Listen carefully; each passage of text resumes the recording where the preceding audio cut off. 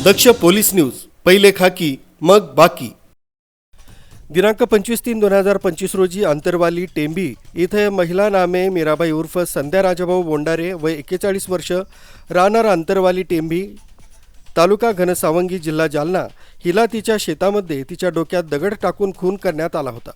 त्यामुळे मैताचा भाऊ फिर्यादी अंकुश सदाशिव आवटे वय 42 वर्ष, राहणार आपेगाव, तालुका पैठण, जिल्हा छत्रपती संभाजीनगर याच्या फिर्यादीवरून अज्ञात आरोपी विरुद्ध तीर्थपुरी पोलीस ठाणे इथं गुन्हा दाखल करण्यात आला होता।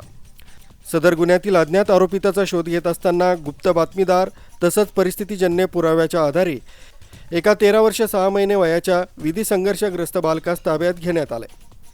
त्यानं सदर गुन्हा केल्याची कबुली देऊन सांगितलंय की विधी संघर्षग्रस्त बालकाच्या शेतात जाणारे पाटाचे पाणी वारंवार अडवणूक करणे तसंच विधी संघर्षग्रस्त बालकाचा मोबाईल मयत महिलेनं पाण्यात टाकून खराब केल्याचा राग मनात धरून दिनांक 25/3/2025 रोजी दुपारी 3 वाजेच्या सुमारास विधी संघर्षग्रस्त बालकानं मयत महिला दुपारच्या वेळी तिच्या शेतामध्ये झोपलेली असताना तिच्या डोक्यात दगड टाकून जीवे ठार मारले।